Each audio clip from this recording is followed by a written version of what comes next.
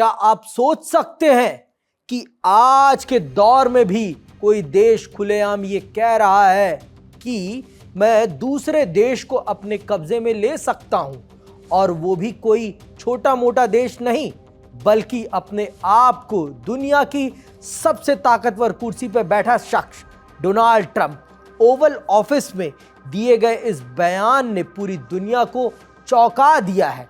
Trump ने कहा है कि वो क्यूबा को किसी न किसी रूप में ले सकते हैं, चाहे उसे आज़ाद करके या अपने नियंत्रण में लेकर। सुनने में ये फिल्मी डायलॉग लग सकता है, लेकिन इसके पीछे की हकीकत बहुत गहरी है। अब सवाल है, आखिर अमेरिका और क्यूबा के बीच इतनी दुश्मनी क्यों है? इसके लिए हमें थोड़ा पीछे जाना होगा। 1960 के दशक में क्यूबा मिसाइल क्राइसिस, 1960 का दशक जब क्यूबा मिसाइल क्राइसिस हुआ था और जब क्यूबा में सोवियत संघ ने मिसाइलें तैनात कर दी थी, अमेरिका को लगा कि ये उसके दरवाजे पर खड़ा खतरा है। उस वक्त दुनिया परमाणु युद्ध के बेहद करीब पहुंच गई थी। तभी से अमेरिका और क्यूबा के रिश्ते ऐसे बिगड़े जो आज तक पूरी तरह सुधर नहीं पाए। अब समझिए क्यूबा इतना अहम क्यों है। क्यूबा यूनाइटेड स्टेट के बिल्कुल पास है, सिर्फ 150 किलोमीटर दूर। यानी अगर कोई ताकत वहां बैठ जाए तो वो सीधे अमेरिका पर नजर रख सकती है। यही वजह है कि क्यूबा सिर्फ एक छोटा सा देश नहीं, बल्कि रणनीतिक नजर से बेहद बड़ा मोहरा है। और आज के हालात को देखें तो मामला और गंभीर लगता है। रिपोर्ट्स के मुताबिक ट्रंप पहले ही वेनेजुएला और ईरान में सख्त रुख दिखा चुके हैं। ऐसे में क्यूबा को लेकर दिया गया बयान सिर्फ मजाक नहीं माना जा रहा, बल्कि एक संभावित संकेत की तरह देखा जा रहा है। यानी ये सिर्फ एक बयान नहीं, बल्कि दुनिया की राजनीति में एक नई हलचल का इशारा हो सकता है। लेकिन कहानी यही खत्म नहीं होती। असल खेल अब शुरू हो रहा है, और ये खेल बंदूक से नहीं, तेल, बिजली और रोजमर्रा की जरूरतों से खेला जा रहा है। जरा सोचिए, अगर किसी देश में अचानक पेट्रोल मिलना बंद हो जाए, बिजली रोज चली जाए, अस्पताल में ऑपरेशन रुक जाए, तो क्या होगा? आज कुछ ऐसा ही हाल बनता जा रहा है क्यूबा में।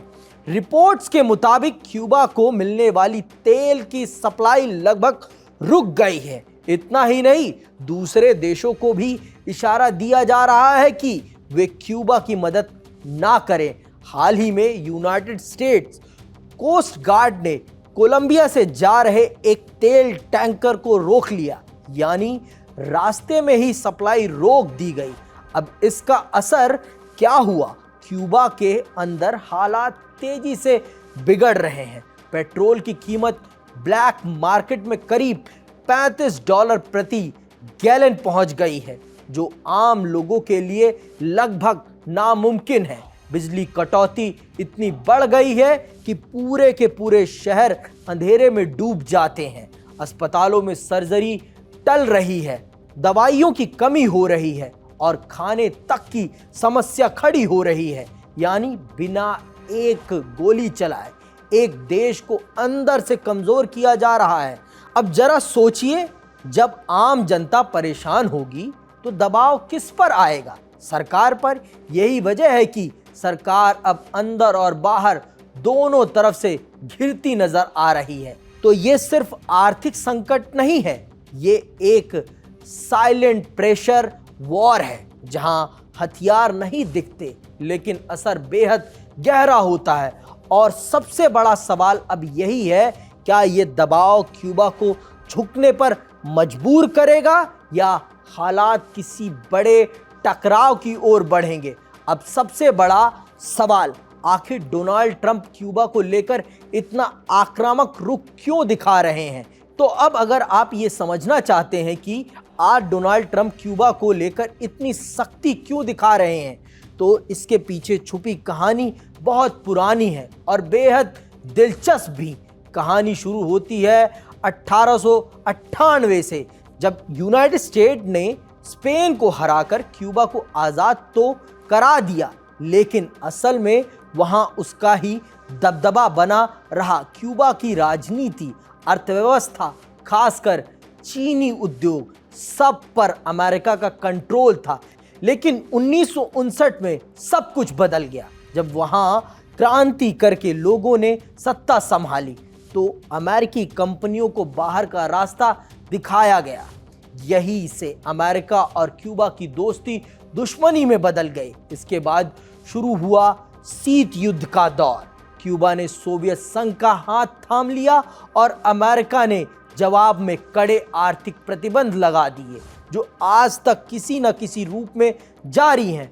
फिर आया वो दौर जिसने पूरी दुनिया को हिला दिया, 1961 का बायोपिक्स इन्वेजन, जहां अमेरिका ने क्यूबा में हमला करवाया, लेकिन वो बुरी तरह नाकाम रहा। और उसके तुरंत बाद 1962 का क्यूबा मिसाइल क्राइसिस, जब दुनिया परमाणु युद्ध के बिल्कुल किनारे पर पहुंच गई थी।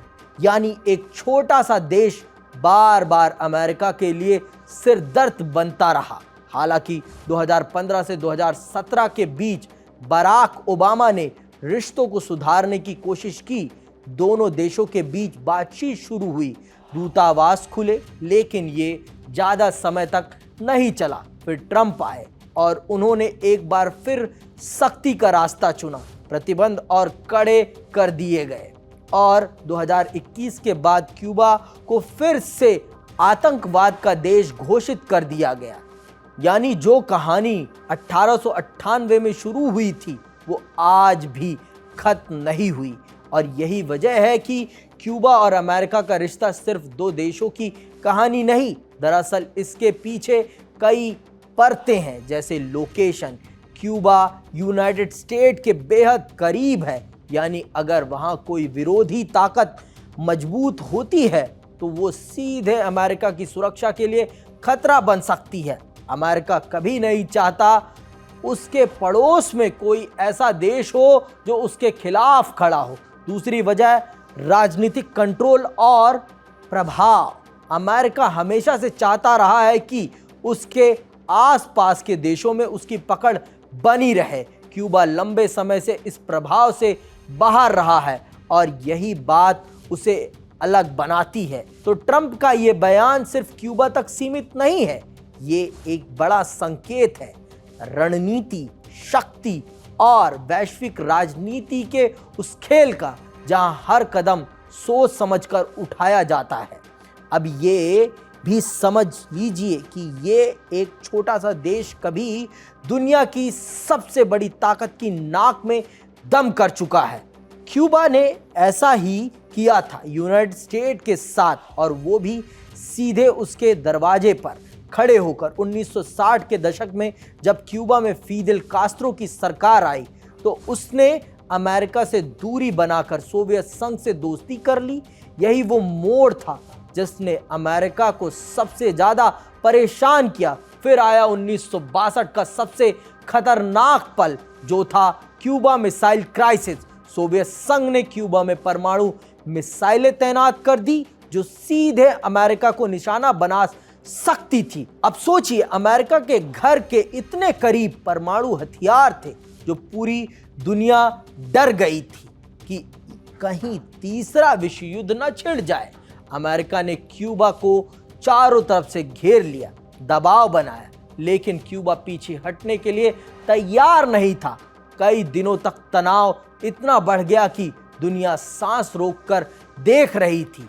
आखिरकार समझौता हुआ, मिसाइलें हटाई गई, लेकिन इस घटना ने साबित कर दिया कि क्यूबा छोटा जरूर है, लेकिन अगर ठान ले तो सुपर पावर को भी चुनौती दे सकता है।